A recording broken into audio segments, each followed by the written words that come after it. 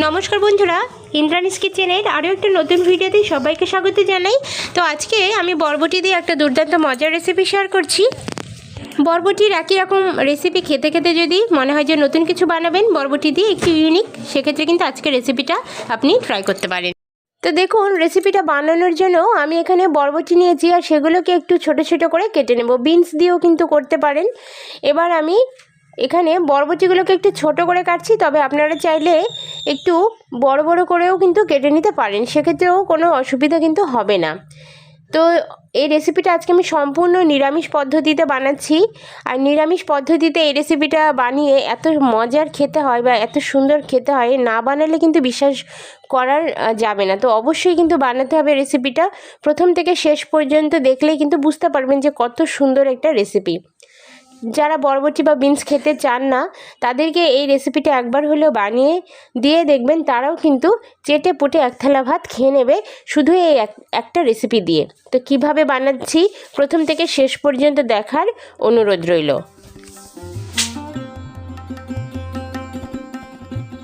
বরবটিগুলো কাঁচা হয়ে গিয়েছে, তো এবার আমি পরিষ্কার জল দিয়ে 2 থেকে 3 বার জল পাল্টে পাল্টে বরবটিগুলোকে পরিষ্কার পরিচ্ছন্নভাবে ধুয়ে নিয়ে আসছি। বরবটিগুলো পরিষ্কার জল দিয়ে আমি ধুয়ে নিয়েছি। আর এদিকে ওভেনে একটা কড়াই খুব ভালোভাবে গরম করে নিয়ে তাতে সর্ষের তেল 1 টেবিল স্পুন মতো দিয়ে দিয়েছি।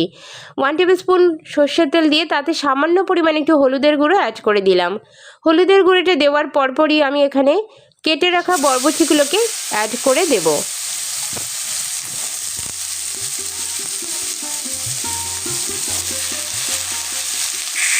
হালকা হাতে বরবটিগুলোকে আমি তেলের সাথে মিশিয়ে নিচ্ছি।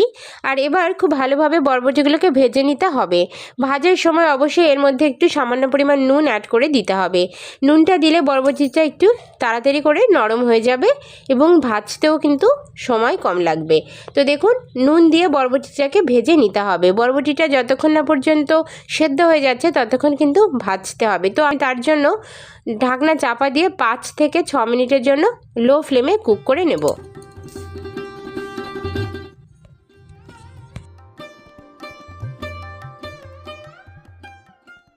5 থেকে 6 মিনিট মতো আমি ঢাকনা চাপা দিয়ে বরবটিটাকে ভেজে নিয়েছি। আর দেখুন, একদম পুরো সেদ্ধ হয়ে গিয়েছে। আর খাবার সময় মোমের মতো মুখের মধ্যে কিন্তু গলে যাবে, যেহেতু বরবটিগুলো কিন্তু একদমই কচি। এবার আমি নামিয়ে নেব। তার জন্য একটা প্লেট নিয়ে এসেছি, আর প্লেটের মধ্যে আমি বরবটি ভাজাগুলোকে প্রথমে তুলে নিচ্ছি।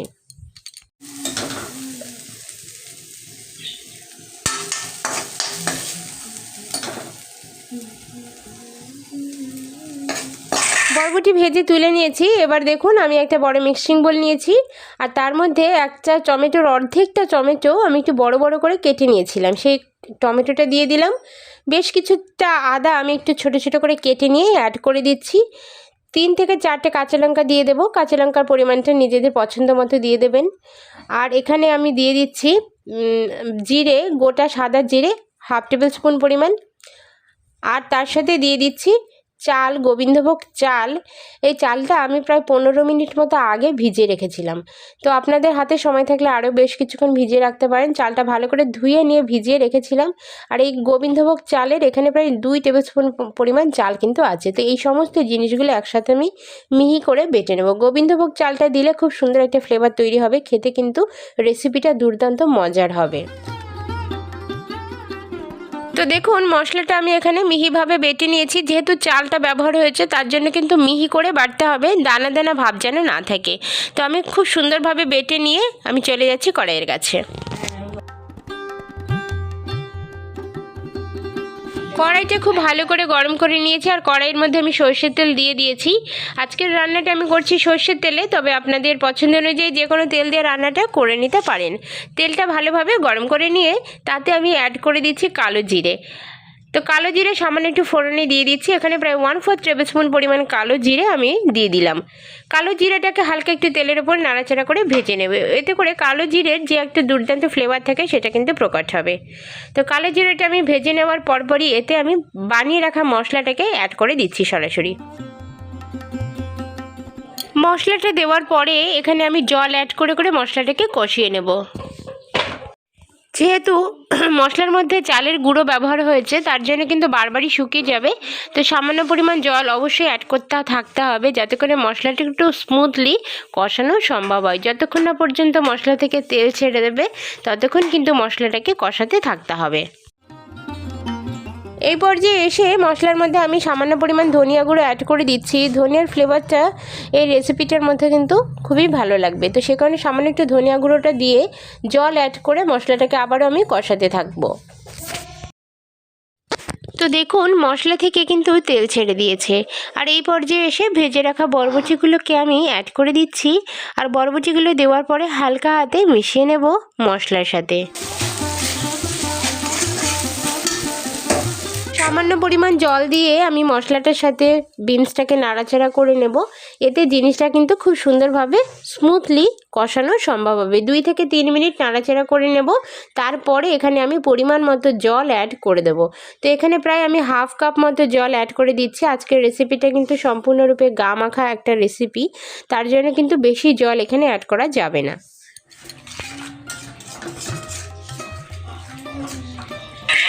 তো এবার দেখুন এই পর্যায়ে এসে খুবই সামান্য একটু হলুদের গুঁড়ো আমি অ্যাড করে দিচ্ছি। 1/4 টেবিল স্পুন পরিমাণ হলুদের গুঁড়ো দিয়ে দিচ্ছি, যেহেতু হলুদটা কিন্তু একদমই ব্যবহার করিনি। এবার এখানে আমি সামান্য একটুখানি পনির নিচ্ছি, আর পনিরটাকে আমি গ্রেট করে এর মধ্যে দিয়ে দেব। তবে পনির যদি কেউ না দিতে চান তারা কিন্তু ছানার ব্যবহারও এখানে করতে পারেন। তো আমি পনিরটাকে গ্রেট করে দিয়ে দিচ্ছি। খুব বেশি পনির কিন্তু দেওয়ার প্রয়োজন নেই, দেখতেই পাচ্ছেন আমি জাস্ট একটু ছোট্ট একটা স্কোয়ার শেপের পনির নিয়েছি, আর এইটুকুই কিন্তু যথেষ্ট।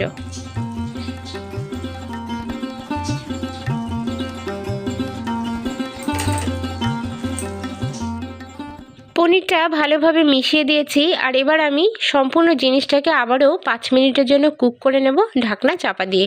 তো আমি চাপা দিয়ে রান্না করে নিচ্ছি বন্ধুরা, 5 মিনিট পরে ফিরে আসছি।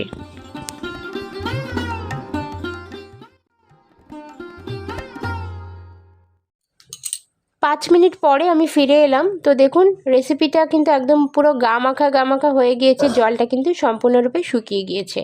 এই পর্যায়ে এসে এখানে আমি নুন টেস্ট করে দেখলাম যে একটু কম মনে হচ্ছে, তো সে কারণে নুনটা অ্যাড করে দিচ্ছি। আর টেস্টের ব্যালেন্সের জন্য এখানে আরও কিছু জিনিস আমি অ্যাড করছি, সেগুলো কিন্তু খুবই গুরুত্বপূর্ণ, অবশ্যই কিন্তু দেখবেন। তো দিয়ে দিচ্ছি চিনি। হালকা একটু চিনি দিলে রেসিপিটা খেতে কিন্তু খুবই অসাধারণ হবে। তো অবশ্যই চিনিটার ব্যবহার আজকের এই রেসিপিতে করবেন, এতে করে রেসিপিটা খেতে কিন্তু খুবই ভালো লাগবে। চিনিটা হালকা হাতে মিশিয়ে দেওয়ার পরে এখানে আমি দিয়ে দিচ্ছি 1/2 টেবিল স্পুন পরিমাণ ঘি। ঘিটা দিলে কি হবে না, ফ্লেভারটা খুবই ভালো আসবে।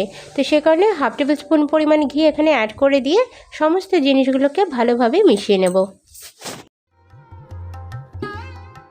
হালকা হাতে সমস্ত উপকরণগুলো মিশিয়ে দেওয়ার পরে আমি জিনিসটাকে গরম গরম ভাতের সাথে পরিবেশন করেছিলাম। তবে ভাত ছাড়াও রুটি, লুচি বা পরোটার সাথেও কিন্তু আপনারা এই রেসিপিটা বানিয়ে খেতে পারেন, সেক্ষেত্রেও কিন্তু খুবই ভালো লাগে। তো আজকের রেসিপিটা আপনাদের কেমন লাগলো আমাকে কমেন্ট সেকশানে জানাতে ভুলবেন না।